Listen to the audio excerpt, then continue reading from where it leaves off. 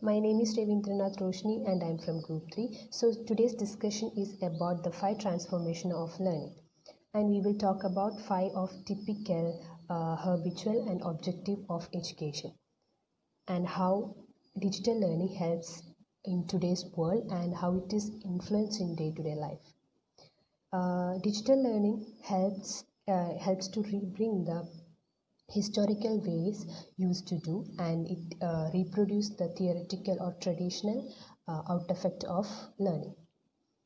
And then we are going to the first topic from the 5 is the means of production of meaning. It speaks about the privileging the alphabets. For example, if a student goes to the school, first they try to draw about the world and what all happens around them. And later on, they move towards writing books and expressing their thoughts by using alphabetical literacy. Next is multi-modern representation. It is a kind of new textual object come in easy learning representation. And it creates new creators to create in the space provided for them about knowledge by using alphabetical literacy and to put information from other sources like videos and audios. It is a dynamic place, and it makes a difference by making different tools to get an quality out effects. And the last point is we can make the share the out effect we have already made with anyone we wish. Next topic is the form of classroom discourse. The ways of classroom discourse involves IRE. I represents the initiative took by the teachers to ask questions to the students. And R is response, the response given by the students to the teachers. And E is evaluate. At last the teacher evaluate the opinion and ideas of the students. So this is the full form of IRE, and this is divided into two: spices aspects and time aspects. And the term classroom discourse is defined as the language of teacher to the students teachers and students used to communicate with each other. And the earliest systemic study of classroom discourse was reported in 1910, and the stenograph used to make continuous record of teachers and students talk in high school classrooms. Next we are going to see the points one by one. First is everyone respond. Everyone responds in this to give their opinions in classroom discourse. Second is lower barriers to respond. Third is form from oral and written. And the fourth is if everyone respond, the learners, we can see the learner difference become visual and visible. And the fifth is this is highly engaging.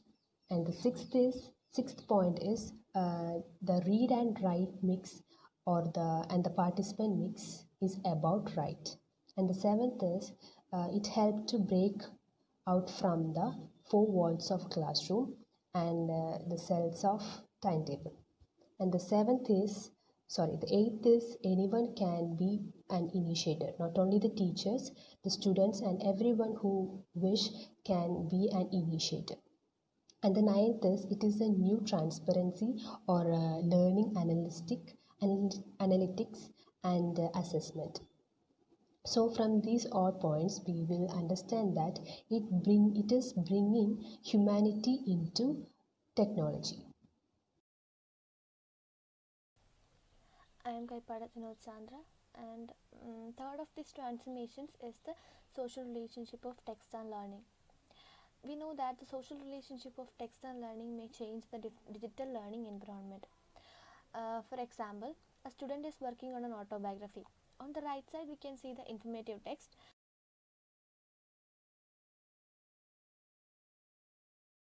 And all students have taken different people to write autobiography of, and the main theme is the ordinary people who ended up leading an extraordinary life. An assessment including clear specification at the writing level, and the work has given to several different reviewers, and they have each given a score, and the average of the score is displayed on the left of the screen. And also qualitative feedbacks, which is oriented constructively, and comments are also seen on another page on the left side.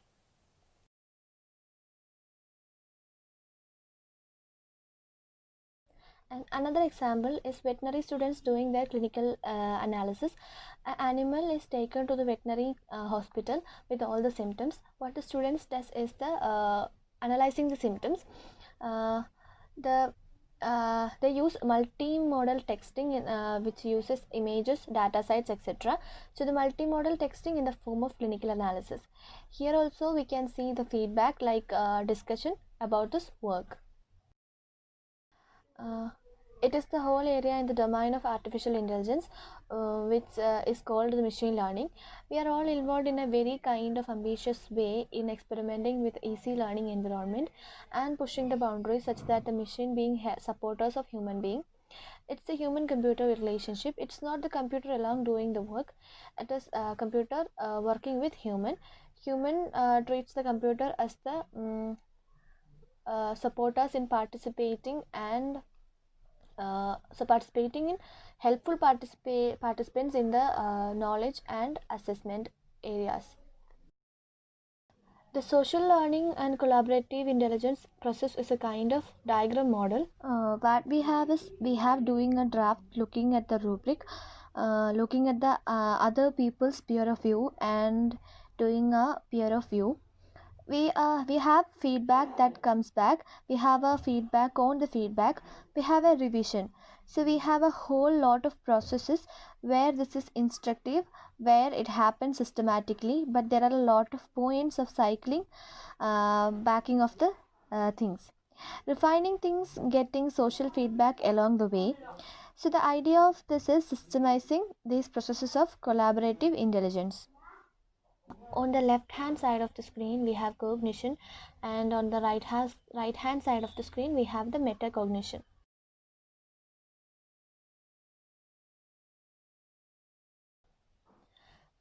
This spice is very carefully and strictly designed by the rubrics, either the teacher, instructor, or the student. So any group put together, the rubrics determines and influences what happens in the community space, and the rubrics determines and influences what happens in the creative space. And ultimately the rubrics is the means by which the student give feedback to each other, judge their own work, and ultimately they are able to perform higher standards possible. So this spice is a very constructive space for creativity and flexibility, and it's also it's a guided instructional ecology. The next topic is the text of the classroom. Text provides the background study of the given topic, or more in-depth study of the subject. We usually refer textbook or some other inputs that came from the authoritative sources. What happens in the design of the CG Scholar space is that it's really important thing is that the people who are participating in it, the students, their peers, the teachers, have to take responsibilities for the subject matter in the way which they are participating in the different components of the site, whether it is in the community space what they are talking about, or whether it is in the creative part where they are writing, or whether it is in the publishing part where the works of the students or the works of the teacher appear. This is really important because what we are doing is making or creating conditions where the teacher takes as a professional takes the responsibilities to expand and initiate the chain responsibilities with the learners. The space is to encourage the responsibility and creativity of both the instructor and the learner. Thank you. My name is Kalatil Muhammad Alfat Rahman and I'm from third group. So today I'm going to speak about the assessment of learning and literacies. So the idea that assessment is intrinsic to effective instruction is traced from early experiences in the individualization of learning through the work of the impact of feedback on learners.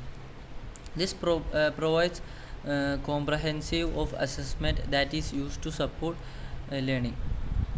Then assessment of learning is the snapshot in time that lets the teacher, students and their parents know how well each student has completed the learning task and activities. It provides information about the student achievement. While it provides useful reporting information, it often has little affecting on learning. Then literacies present a contemporary approach to literacy learning and teaching, developing and extending theory and practice. Then we are going to talk about the standard model. So in standard model there are two types of assessment: select response assessment and supply response assessment. So in select response assessment there will be like to be correct facts and procedures, then the game of distraction and standardization. And in supply response assessment there will be the labor of expert and moderating the unreliability. Then we are going to talk about the limitation of standard model. So the first limitation is the long term memory, then procedural learning, narrow cognitive range, false positives, then strange artifacts, then limited sampling based on a highly mediated inferences, then disturbing experiences, then linear, then isolating and individualized, then retrospective and judgmental, then the insistence on equality, and the process of compresses the two interconnected parts of a single teaching of the transmitted knowledge and superficial of their learning assessment. Spasiba.